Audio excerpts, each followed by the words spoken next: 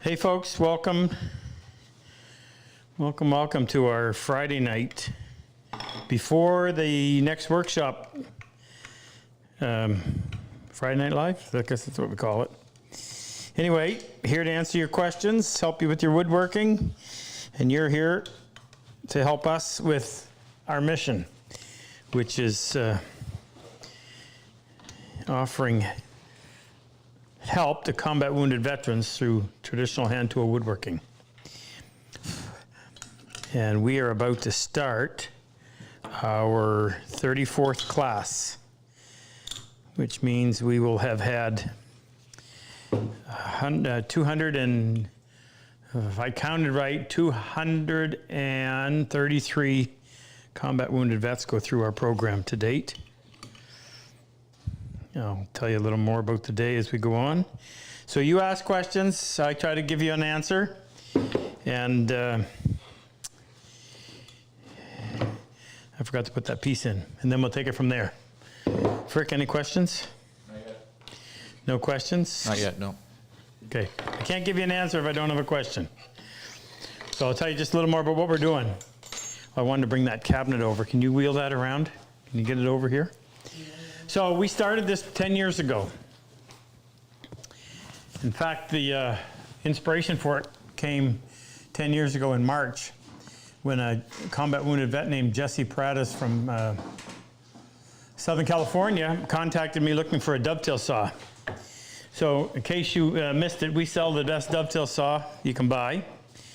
And that's backed up by the fact that people that use it, even those for the first time, can produce dovetails that look like what you see behind me. If Jake comes back, he can hone in. Anyway, he also asked me if I had any that had cosmetic flaws that we would sell at a discount.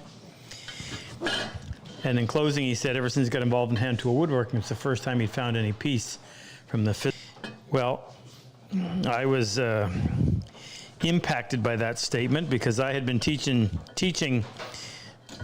I guess you would say, 50-year-old business types that were doing woodworking as a hobby. And I noticed they would come to the class totally stressed out. And by the week's end, they were, if they showed up tight as a drum, they left like a jellyfish. And I thought it was comical. What are we bringing this over for?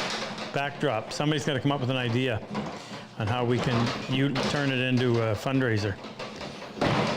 Anything fall out yet? Not yet. Good.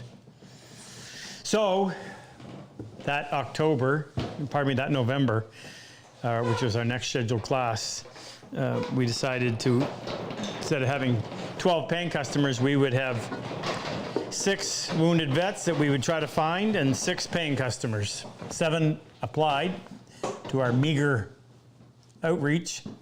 We want to leave one guy out, so we brought all 7. Still keep in touch with most of them, and had a fantastic week. Had a real epiphany that this is what God put me on this earth to do, help these people through my talent. So that began what's now known as the Purple Heart Project. Can you adjust your camera, Jake? I got to come over here. And Liz Matheny, who was assistant to the president at Woodcraft, helped us come up with a name. They were a huge help in getting us off the ground. That's where it got known as the Purple Heart Project. And we used to do it in Niagara Falls, Ontario. And then in 2018, we had the opportunity to move it back here, which we did. And when business really boomed, we took the opportunity to build a classroom Dedicated? Dedicated classroom, but before that, we actually had, our first classroom was in the other building, but we quickly outgrew that. So we converted this building into our shop, which is our studio, and the other half of that is a classroom that comfortably has 14 benches, 15 if you count mine. It has 2 washrooms, it has a dining hall on the other side of this, a little commercial kitchen behind that. We've since put in 3 Airbnbs. We bought the house next door, which we converted that into an Airbnb, so that's where we keep the vets when they're here. And everything's wonderful. Costs a lot of money to run the program, about $350,000 a year last year. So we solicit your help. We don't solicit your help. We give you the opportunity to participate. Thanks to Luther's work, we became a 501c3 in the United States about 2 years ago, just over 2 years ago. And last year we achieved the same status in Canada. So now there's 2 corporations, thepurpleheartproject.org in the United States, thepurpleheartproject.org or .ca? They're both. Yeah, in Canada. So we just recently got an award for transparency. We had the highest rating possible. I think 97% of our funds go directly to the program. Only 3% get utilized for other stuff, which is accounting and bookkeeping and accounting, which is necessary because of the scrutiny that you undergo when you're a nonprofit. So what we'd like you to do is, and this helps us, we ask you to register to make a monthly payment, a reoccurring payment. All the information's on the site down below in the chat. And the reason why is that helps us plan. We know what we have coming in. In terms of what we do, we fly these guys in from wherever they happen to be. We've had them as far away as Australia, Ireland, Denmark. Most come from the U.S. We got about 10% that come from Canada, and we cover their airfare. We house them, we feed them for the 6 days of the class. We run from Sunday to Sunday, and every vet gets to take home in U.S. dollars about $4,000. It's about $4,000 worth of tools. I say that number and I have to check it. And then thanks to our bench brigade, which we help to support, every vet has a volunteer who builds them a bench to our spec, the Cosman workbench, and delivers it to their home so they can continue to do this at home. And we give them a lifetime membership to the online workshop where we film every week for 3 45-minute sessions to help give you assistance in designing and building furniture, primarily with hand tools, but we use power as well. Nice combination. Might call it a hybrid. So that's what we do. We do it 6 times a year: April, May, June, July, September, October. Class, as I mentioned, starts Sunday night with a meet and greet and ends the following Saturday evening. We run the classes long. We go from, we actually start at 7:30, but we're all here between 7 and 7:15 in the morning, and we stay until 10 o'clock at night. And each class has, as I said, 7 combat wounded vets, 7 civilian spots. We actually have an opening. If you can make it, you've got 2 days. We had somebody that had a back issue that had to back out, no pun intended. So there is 1 spot available. And we cover all the basics. We teach them the skills that would be required to build a piece of furniture like it was 200 years ago. Just hand tools. So Frick, any questions yet? Yeah, we got a bunch. All right. First one is from Jeff Novak in the chat. Hi, Jeff. He says, "Hey Rob, how do you sharpen the round wheel on a marking gauge?" Oh, that's an easy one. Jake, can you want to steer them? So, easiest way to do it is to take your... I thought I cleaned these glasses. I can't see. What's the matter? Only 2 people are unless you're having ready. Take the cutter out. And by the way, we sell... How many different cutters, Jake? 4? 4 different cutters. Once you start using a marking gauge, you realize what a versatile tool that it is. So there's the primary cutter. It has a, what degree is that? Do you remember? 18 and a half. Is it really? No, I have no idea. It's relatively low angle, but it's a really good quality cutter. It's made in Ontario by our genius friend Paul. I don't know if he's on tonight or not. I'm just going to grab a seat. So you want to use, I used to go a lot higher grit than I'm going to, but come to realize it really didn't make much difference for what this does. But on a stone, you use a 1000 grit, the diamond stone, and you don't have to worry about it wearing. And what you do is you're just going to go with little circles like this. And the only thing I do is every once in a while I'll stop and rotate it a little bit, just in case I'm leaning more on one side than the other, because you want to keep the face parallel to the back. And rotate it. Now, the most common problem is not they get dull, is that somebody drops them and breaks a piece off, which isn't the end of the world, because you're only using about 15% of it, maybe 20 at any given time, so you can always rotate it. But you can also buy new cutters, so it's not the end of the world. But you do want them to be, I try to get them as sharp as possible, so that when you're using it on a piece of wood, the gauge line is clear, clean, and well defined. You don't want to be crushing the fibers, particularly on softwood. So after doing that for however long it takes, dry it off. And before I put it back in, now that was only 1,000 grit. Do you want to have a close look? Just grab it like that and see. And that cuts nicely. So there's 1,000 grit. And if you want, it's small enough. I could probably go right to 16. Let's see what happens.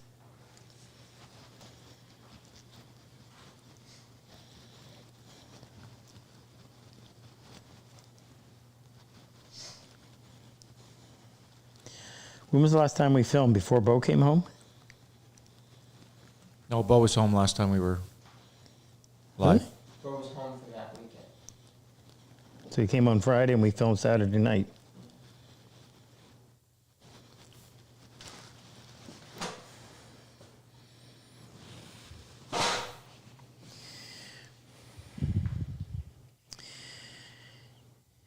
Now I'm just trying to get the water off of this so I don't let anything rust. That's considerably shinier, or more highly polished. I don't think you're going to see much of a difference on this tool, unlike a plane blade or a chisel. But didn't take long to improve it. And now, here, I'll use this piece of walnut. So when you drag your gauge, now I'll come over or I'll hold it so you can see it. So that's what you're looking for, is a nice, can they see that? A nice clean line that doesn't tear or drag. It just severs the fibers. Now when you set your chisel in there to chop,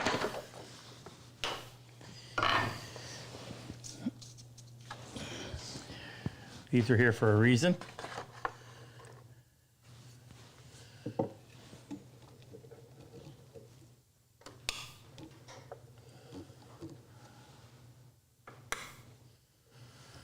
Reason I put those magnets there.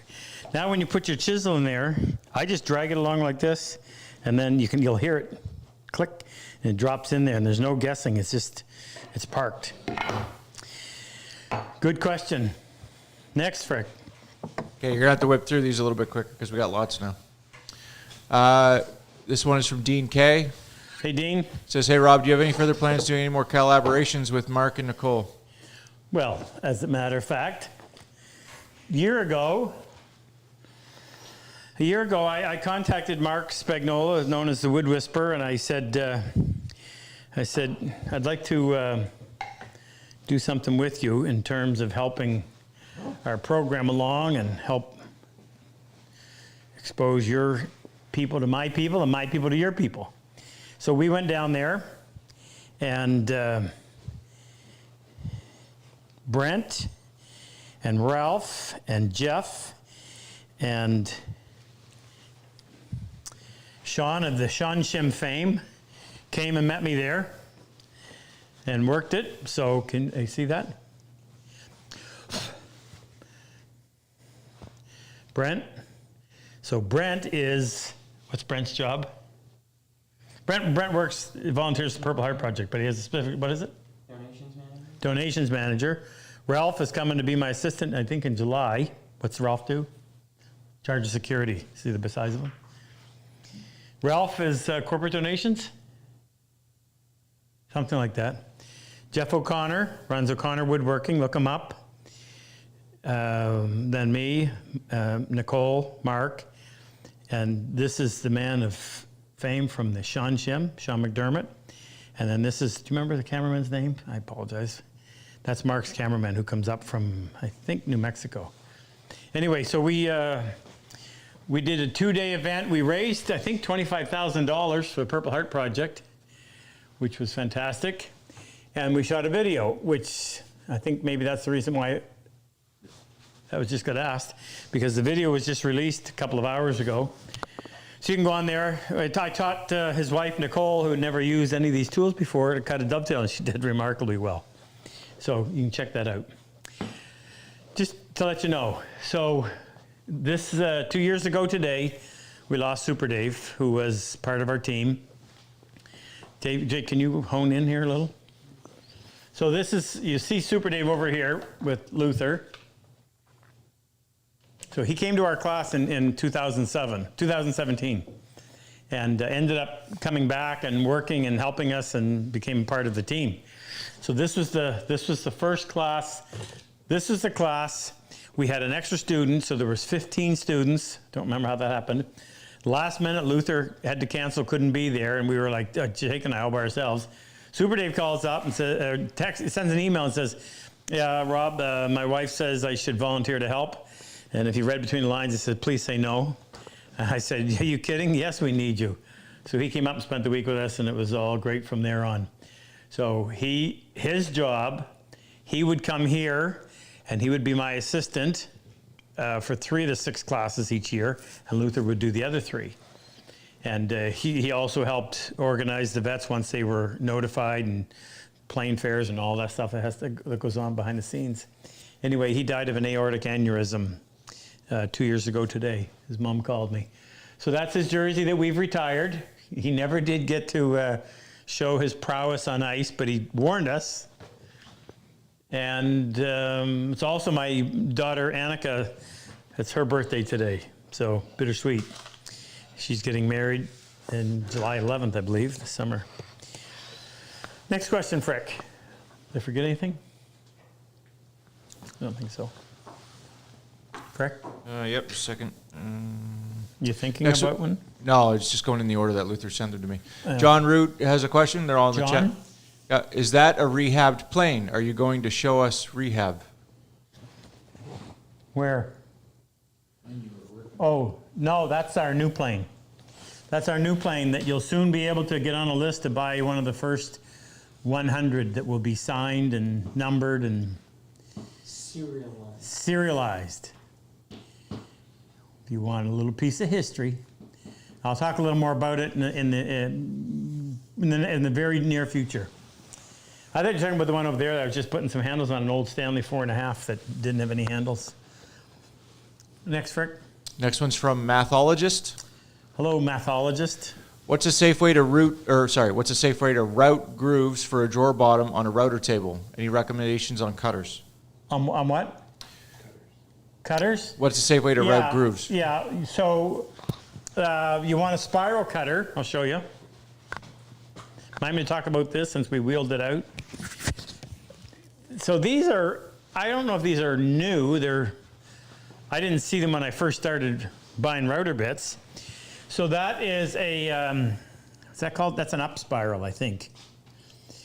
So if you use it either way, it's got quite an aggressive spiral on it. It's solid carbide, cuts nice and clean. Because of the spiral, there's a shearing action, but it also pulls the shavings. So instead of them just gathering there, so if you're using a router like this, the way it's supposed to be typically used, and you're going through, it's pulling the shavings up, pulling the router down. If you're using it on a router table, it's pulling the wood down, it's pulling the shavings down, which helps to expel them.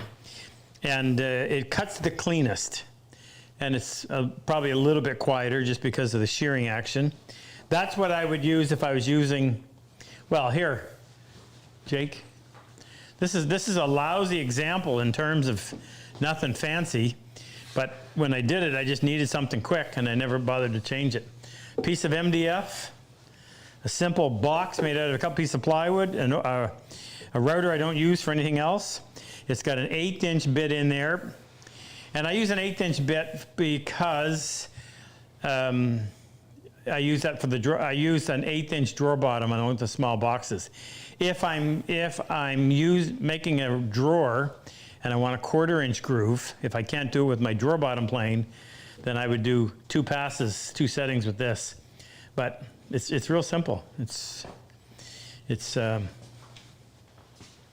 Yeah. But let me show you my favorite way to cut the groove for a drawer bottom. This is the quiet way, the way that you can do when the power goes out. This is a drawer bottom plane. So you set up your piece of wood so that it's, actually if you want to set it up even better, set it up so that it's flush with the side of your bench, and that allows that fence to have more reference area instead of just trying to park it on that little wee edge. Now I'm getting to use the whole side of my bench, and then you just run that through. Now the nice thing about this is that when you're at depth, it stops cutting. So you just keep going until it no longer cuts, and it bottoms out. I'll show you. Okay, so it no longer picks up a shaving, which means the depth is going to be uniform end to end. Now that is too deep. You would never want to groove that deep on a drawer that thick. So what I did, I must have taken it out.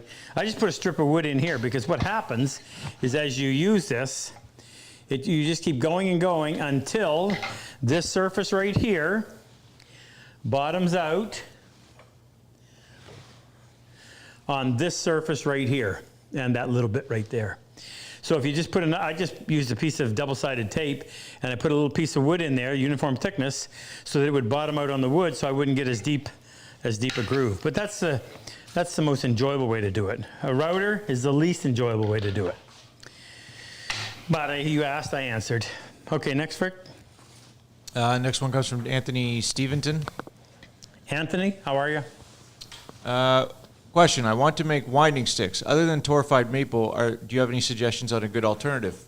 Well, mahogany was always, courtesan mahogany was always a favorite wood. I like them dark. The only problem is that even courtesan, it's going to move on you, so you're going to have to true them up occasionally, which isn't a big deal, but it's a bit of a pain. The nice thing about the torrefied is it doesn't. I wonder if we should start selling torrefied blanks for people that want to, because they have a hard time accessing it. Tell us in the comments if enough of you would be interested in us selling you just 2 blanks of torrefied maple so that you could make your own winding sticks. It's stable, it doesn't move. It's aggressive, it's the best stuff for it. Next, Rick. Next one's from BM 2014. Any special considerations you would make for 48-inch wide dresser drawers? Would you consider 1/4 inch plywood bottom? Would you consider a 1/4 inch plywood bottom too thin? 48-inch wide. Holy Toledo. You're talking about a drawer that wide. So right away, you could use 1/4 inch plywood, but I would have 1, 2, 3. I would divide that into 3 panels. So that means I would have a strip of wood. 3 panels or just 3 supports? Well, 3 supports. So in other words, you got your drawer. I don't have anything like that, do I? I would take that big space and I would run a solid piece of wood, probably at least a half, maybe 5/8 of an inch thick. Only need to be 1.5 inches wide. Groove cut on either side.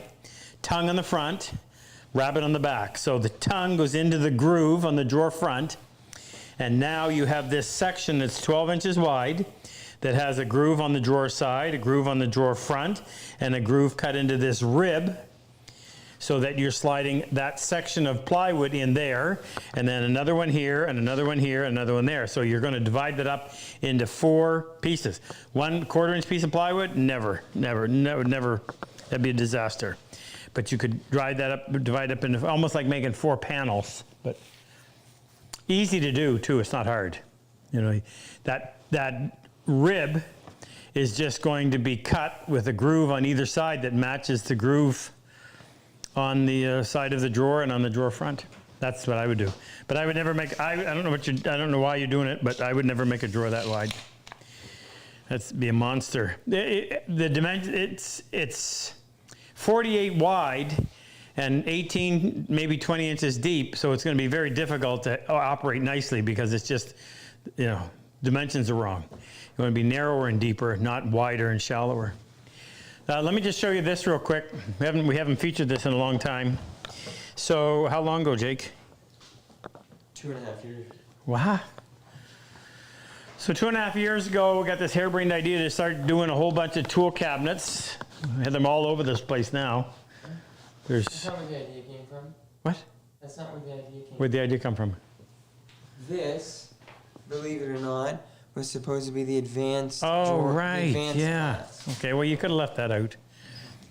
So anyway, we built a tool cabinet with the intent of raffling it off full of tools to raise money for the Purple Heart Project. And how long do we spend building it? A year? Yeah, got quite involved. Is your camera facing over here? It's not. They might want to see details. I gotta, What, you're busy? yeah, I thought you're the cameraman.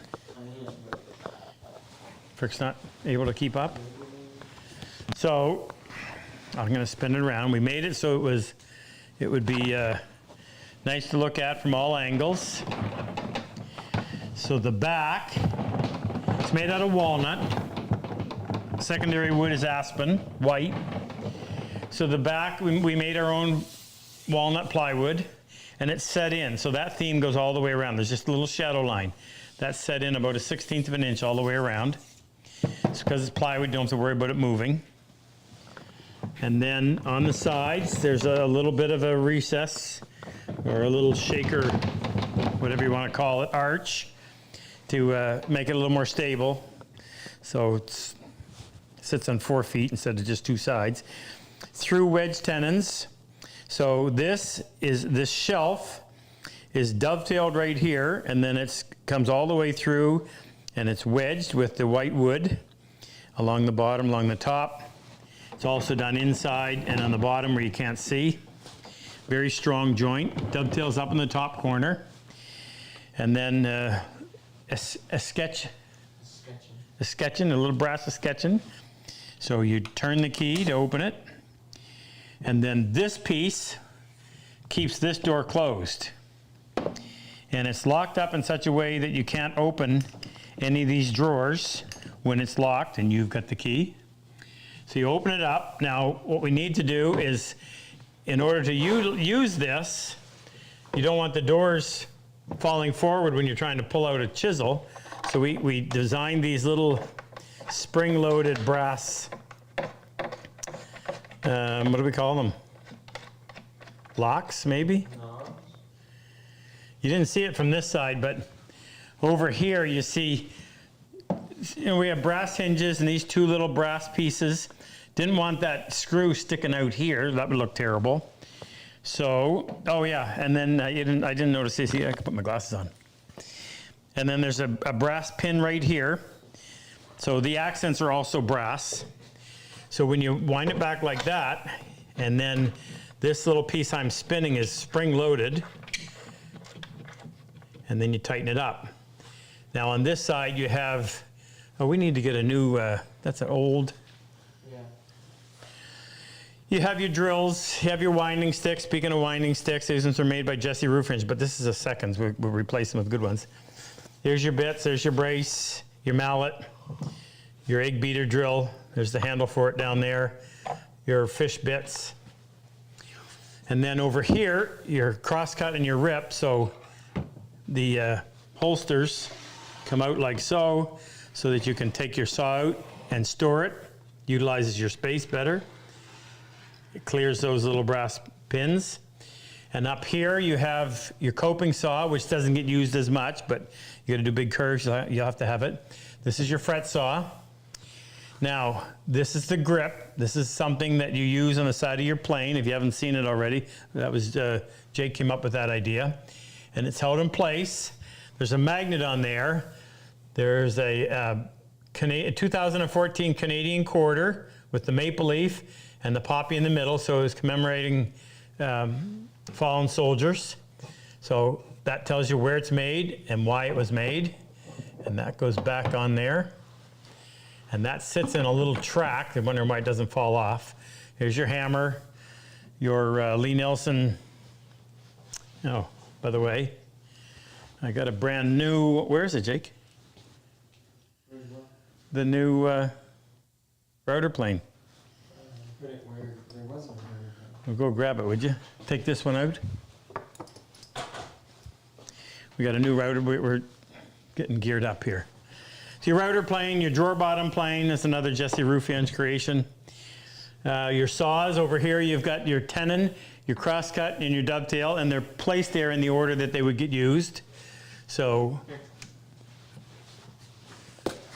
there's our brand new Lee Nielsen. They still package things the way they did. And then that fits right in there. Hopefully they're still the same. They are, good. Oh, that's a post over there. Oh yeah, how come? They don't have the other ones readily available. So there's a little shaped piece of walnut on there. Here's your dovetail saw. By the way, this comes with all the tools. And down here's your shoulder plane, your 3/4 shoulder plane. You take that out, and that sits on a piece of leather, which just kind of makes things a little bit nicer. Over here is your what did we call that? Block plane, duh. Here's your 5.5 with the adjustar that sits on leather as well. And, my goodness, why is there marks on here? Son of a gun. Already got to refinish it. Over here are your chisels. These are lovely maple burl handles on IBC chisels. So everything is held in place with the magnets, but I don't want to see the magnets. So the magnets are installed from behind, so you don't see them. And down here, your squares, done the same thing. There's magnets in there. You don't see it, but it securely holds these pieces. You got your marking gauges. You got your Kerfex 10, your mallet, your mortising gauge, your 12-inch steel rule here, your 6-inch rule there. And then over here to and there's a little, I had to make that because I couldn't buy it. So that little brass piece, we had to hollow it out and then mortise it in, and that's what the lock goes down into. And there's your more through wedge tenons. So you spin this adjustar, and this pulls 3 pins up that free up your drawers and enable you to open the drawers. And each drawer has a tray with a different configuration. So this one is just one big tray with nice little dovetails on them. Drop in there. This one has 3, this one has 2. And then close it. Closes on a nice Oh, shows on the lock on the back. Oh. So on the back, there's a brass with a hole in it. It's on that far side on this one. On this one, it's right in the middle. And on this one, it's on this side. So inside here, I have a piece of bloodwood because it's heavy. And the bloodwood has 3 brass pins and 1 central pin here. So as you lower it, the 3 brass pins come in and they lock those drawers. That's that. Now, if you can figure out a way that we can use this as a fundraiser, we're all ears. Because you can't legally do raffles online. And we have to do everything on the up and up. So, We may end up. I wanted to be able to. I wanted somebody that wouldn't otherwise be able to afford it to be the one to win it. That's why I didn't want to just offer it for auction. There's $7,000 in tools alone. Multiply that several times for what the whole thing is worth. All right, next question, Frick. I'll try to go through some quicker. Yeah, this next one's from Lynx G. Hey, Lynx. For an initial bandsaw, what's the minimum specs you'd be looking for to complement someone doing hand tool only woodworking? Well, a 14-inch bandsaw, which measures the diameter of the wheel, which is almost the capacity you have between and the throat. The height, you can get riser blocks so that you can get greater height depending on what you're doing with it. But 14 inch is probably the most common size for small home shops. Delta makes a good one. I buy an old Delta, I don't even know if they make it anymore, but the old one's really popular because you can buy that riser block and gain an extra 6 inches in height. I wouldn't go anything less than 14 inch. 18 would be the next logical step up. The horsepower, it doesn't take a ton of horsepower to turn these. I mean, the 14 inch usually operate on half or maybe 3/4 horse. And the 18s usually run on 1 horse. I've got a big 20-inch one back there, and we've got several 15-inch and another big 20 in the other shop. So 14-inch, it's not going to be the greatest for resawing if that's what you're thinking, but it'll certainly cut most everything that you're going to want in terms of building a piece of furniture.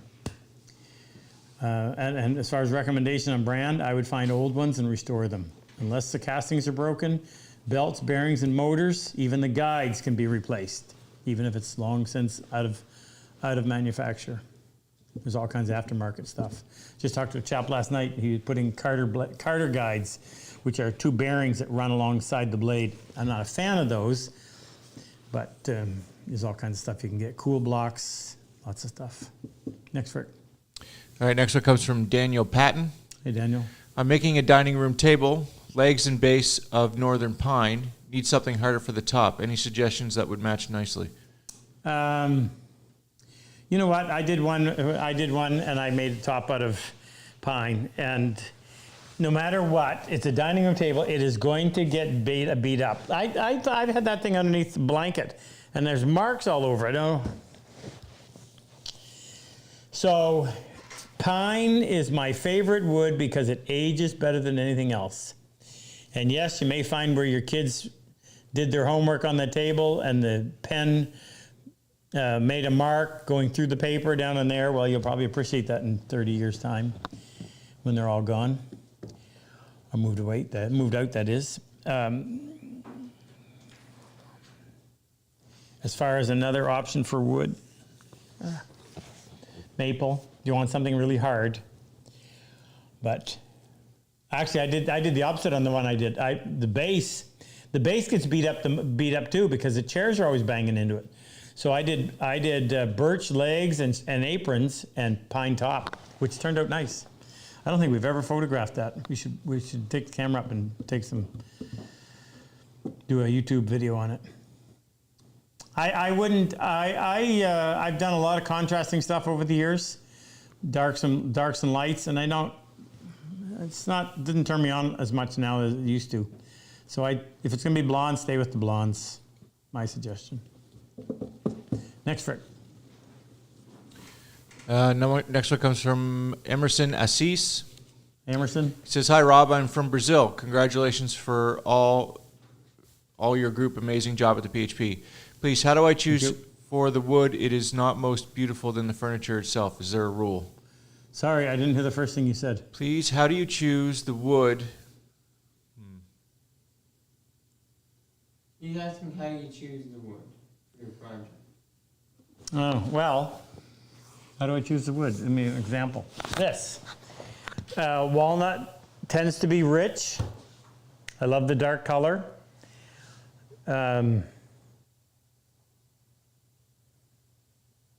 Boy, I can't think of it, unless you're talking about exterior furniture where you have a very specific need, rot resistance, weathers well. And for any other circumstance, I would, it's just a personal preference. What do you like? Do you like dark? Do you like light? The only thing to be aware of is that everything is going to be a different color in 5 years' time than it is today. So your dark woods are going to get darker. Walnuts tend to get a gray-brown. Cherry gets a really nice deep crimson color, but if left with enough UV light, it'll bleach right out and it'll look like a piece of birch. All of the blondes tend to yellow, so birch yellows, maple yellows. The oak gets a color. Pine, again, northern white pine just keeps getting this deep honey patina, which is, I think it ages better than any other wood, bar none. Ash is going to yellow. So Luther thinks that he meant, how do you choose wood so the beauty of the wood is prettier than the furniture? How do you choose wood so that the beauty, well, if you're going to do that. Sorry, the beauty of the wood is not prettier than the furniture. Oh. Well, the bit of advice that Milo Boffman taught me, I studied furniture design from him. I can't remember now how many he said, but you can't have more than a handful of features in any one piece or it gets so busy. So either you're going to make a beautiful design out of I wouldn't call it bland, but just wood, or you're going to do something very simple and the wood is going to be the accent. It's going to have beautiful wood, whether it's quilted or fiddleback or bird's eye, whatever. So if your design is outstanding, then don't overshadow it with really loud wood, if that makes any sense. And if your design, Shaker furniture was, when I say plain, I don't mean that in a derogatory sense, but there was no superfluous carvings all over it. So the wood was the beauty of the piece. It's almost like they designed a piece of furniture to present this beautiful panel of wood. Functional furniture, nice clean lines, but nothing, awesome that would make you gasp. But it did a wonderful job of presenting the wood as this lovely material. So take that and run with it. Did I answer the question? Yep. Let's hope. All right, on to the next. I'm having to watch the clock because we only do an hour tonight. I forgot to mention this. Thursday night, we do the second hour. That's after the guys have been here for 4 days, got to know everybody. They open up a little bit, and we get to go around and talk to everybody, and you get to see what's happened, kind of craftsmanship we turn out by day 4. Yes, day 4. So that's where we do the second half of our live. That's what we're going to do. We'll do our giveaways. Remember, for every 10 new donations we receive, recurring donations, we'll give away a prize value of about $300. It's always a tool. And then we'll always give away 3 dead cat sweaters, compliments of Moose, who happens to be here doing his best to stay awake. Next, Rick. You want to give a quick bow update? Yep, Bo was released from the Stan Cassidy Rehab Center in Fredericton, which is about an hour away. Fantastic facility. If all hospitals were like that, people wouldn't mind going to the hospital. It smelled nice. The nurses were the best part. They were just over the top. They really care about their patients. They take care of them. It was just that was the positive part of a negative situation. So they released him on 2 weeks ago today. So when we had the opportunity, we built Airbnbs just under the same roof, but just out front. And one of the rooms we built was the wheelchair accessible room. So it's you can wheel into the shower, and it's a bigger room, and the sink you can get at. And so anyway, we put him in there with the intent of taking him home for this coming week, but he didn't want to move. He wants to stay there. So this week, the class, 2 students are going to stay at my house. 2 students are going to stay upstairs in Rex's apartment. There's a bedroom up, the big bedroom up there. And then there's room for 4 students and the 2 Airbnbs there. Somebody made a mistake and rented our house out. So how many are staying with you, Jake?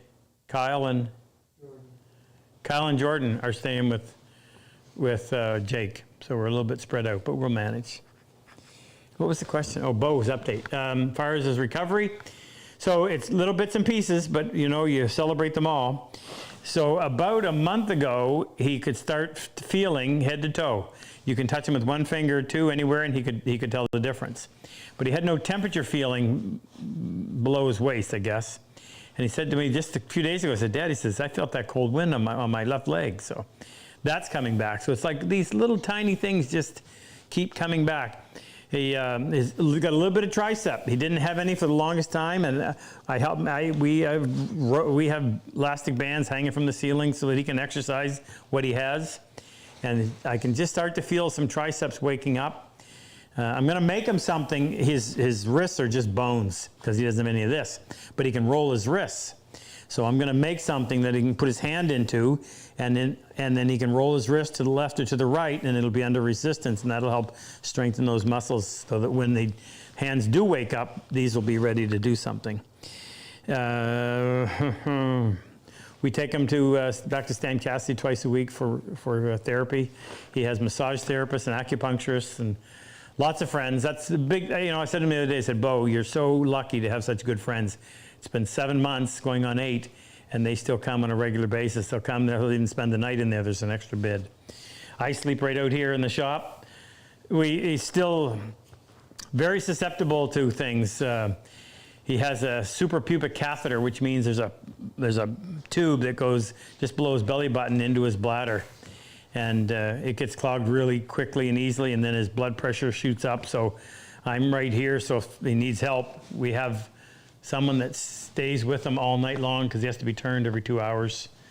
And if they need me, I just there, and I've had to go 2 o'clock in the morning, 3 o'clock in the morning, go over and help. So, yep, life's a little bit different, but we're managing. Thank you for asking. Appreciate your prayer. Yeah, I appreciate your prayers. Next, Rick. David Van Dyke. Hey, David. Can you demonstrate the best way to remove the protective coating on your chisels, please? Without stabbing yourself. I hope Jake gets rid of that cold so he doesn't give it to everybody next week. Jake will be back with one. Next, Rick. Skip Martin. Stu? Skip Martin. Say, Skip. When marking the plumb cut on the pin board, do you make the mark inline or next to the curve? When marking the plumb cut on the pin board, do I put the mark? Do you make the mark inline or next to the curve? Next to the curve. So your curve actually has width, right? So it looks like this. Now, if you're using a dovetail marking knife with a sawtooth blade, ours, if you looked at it closely, it ends up looking like this, a little notch. And if this is the piece you're keeping, then I will run my line right down here so that following that side of the curve, so when I saw, I'm going to go right down along like that. That way I can follow the line. If you're sawing through the line, now you've lost it. So if you want to open this up, take that like that. And just pull. A rag helps. Careful when you actually can put that back on if you want. And if that if that made you feel queasy, you can always just take a stick and just scrape it off. Just same type of stuff that you find on your plane blades, on your table saw blades when you buy them. So you can easily scrape that off. And these are nice containers too to save it. Store it in. Next, Rick. Peter Rosa. Peter. Can you showcase your folding saw bench? I want to build it, but wanted to see how difficult you think it is on a scale of 1 to 10. Are the legs in the bench one piece of wood or laminate?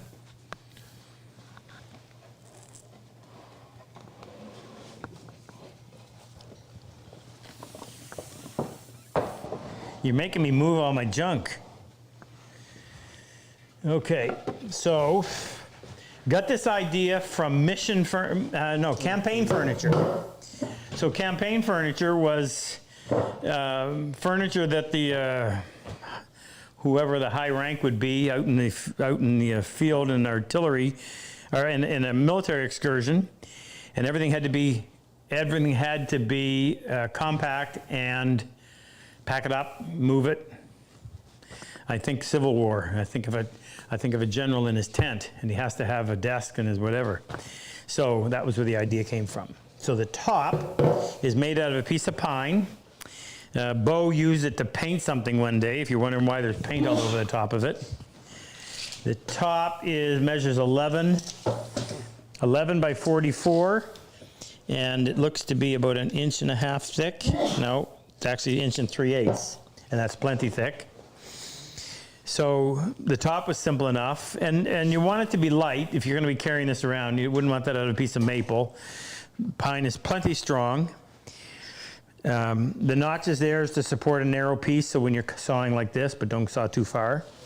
The base, I think the legs need to be a little bit more robust, so I made these out of birch.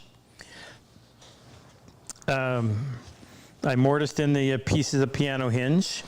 So to lock it in place, now you've got some cross-grain construction going on. You've got the piece of birch running this way, not expanding this way, but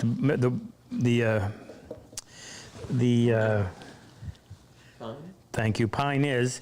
So these holes that the bolts go through are larger diameter than the bolt, and they're washers, steel washers. So you got the bolt head in a washer that has a larger diameter hole than the washer shaft, than the bolt shaft.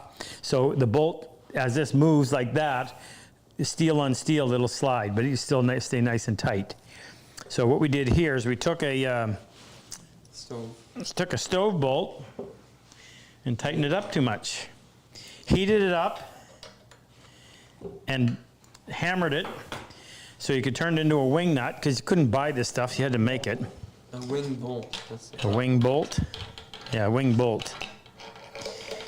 So, this is an open mortise, or whatever you want to call it, don't even know. And then I pinned it with brass pins, just to keep it a little stronger. I drilled a cone-shaped hole. I used a tapering, was it tapering jig? Tapered reamer to cut a tapered hole in there. On the inside, I've got one of those nuts, T-nuts. It's not really a T-nut, is it? It is. And this, I ground off all the threads, but I put a nut on right here, so that nut is so that this won't fall out. There's a washer underneath there. There's a big steel washer in here, just because that would be a wear point. So when you put it together, and then there's a little lip right here. There's a little lip cut right there that comes up against that, and you snug it up. And it stays nice and tight. Same thing on the other side, obviously. Now something just broke recently. There was a little toggle. I'll see here. We'll put this away. Oh, shoot. So it has to be able to fold up and go away. In my case, fold up and lean against the wall somewhere. So to make that fold,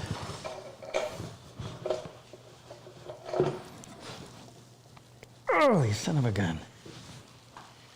Where's my... They're right there.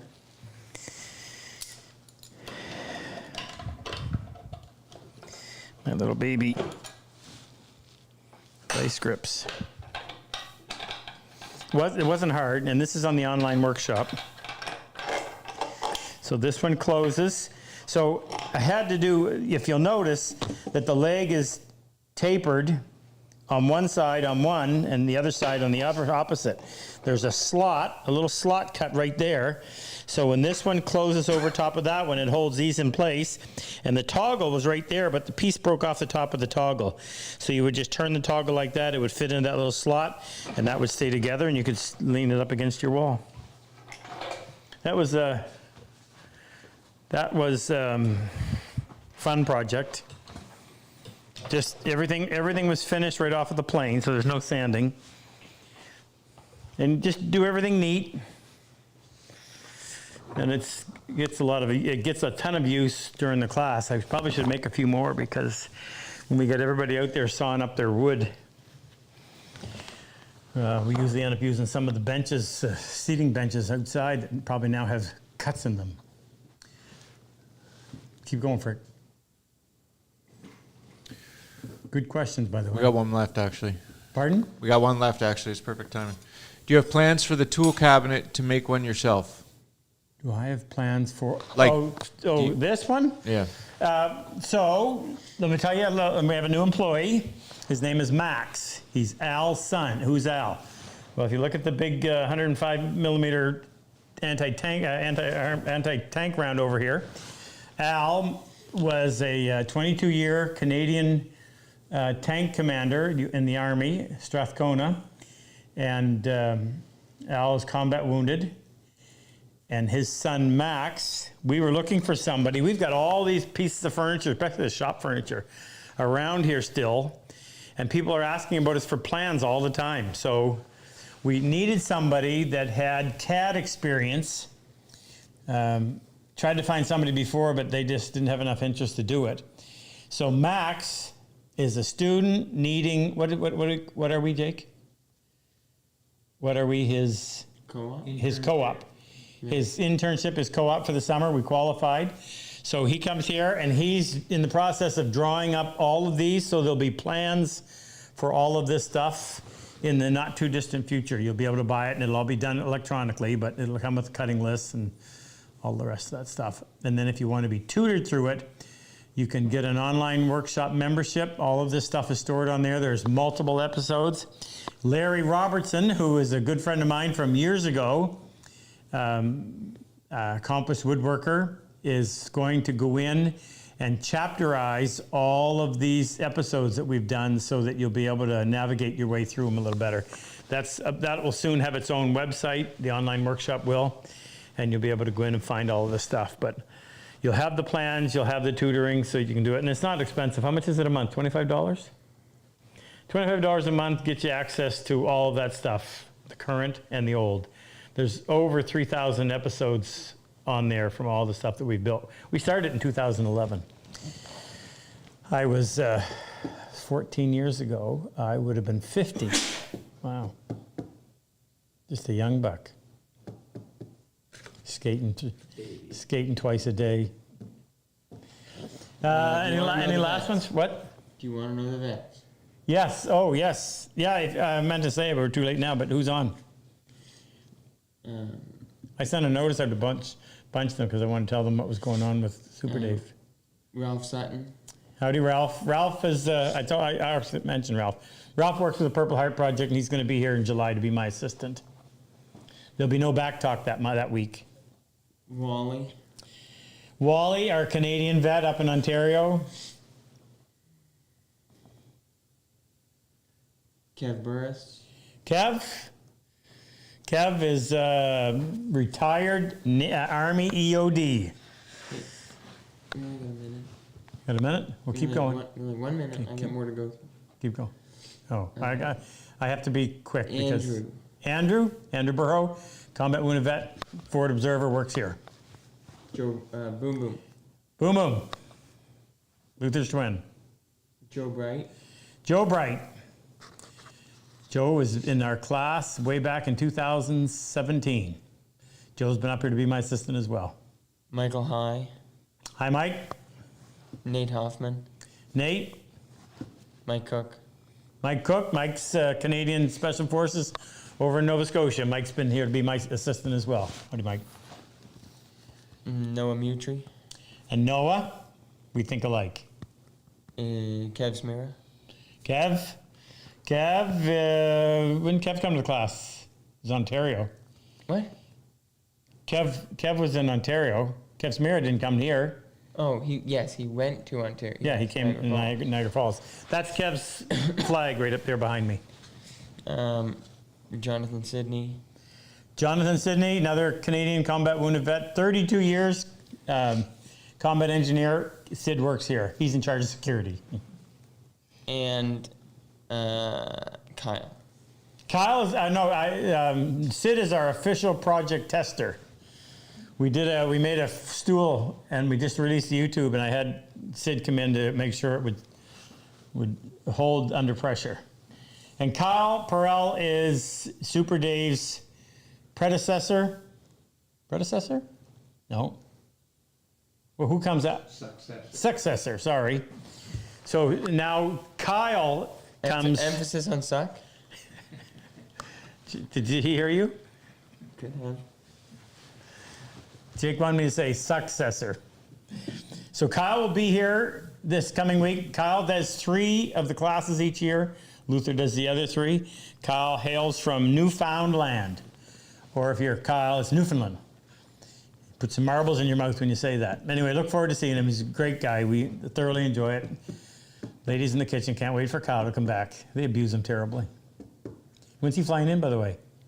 11:45. 11:45 tomorrow? Tonight? Who's getting him? Yes, I have to. Where's he flying into? St. John. Oh, we'll see you tomorrow, bud. Shouldn't he be on a plane? Well, he's in Toronto waiting. So he's That's in the only- Newfoundland. That's the only reason he's on. He's in Newfoundland. We're here, and there's Toronto. So how do you get him to St. John? Well, you fly him halfway across the country and then bring him back. That's the way they work. Anything else, Rick? You got ribs on the smoker you got to go to? That's correct. And 12 hungry teenage boys at my house. Oh, is tonight the pool party? Yep. In the rain?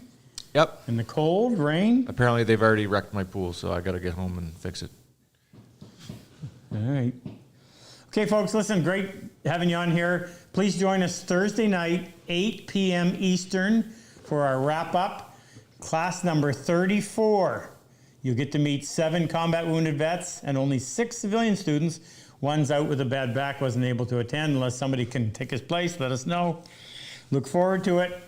Get to see what they do. Help us out, would you please? Take care.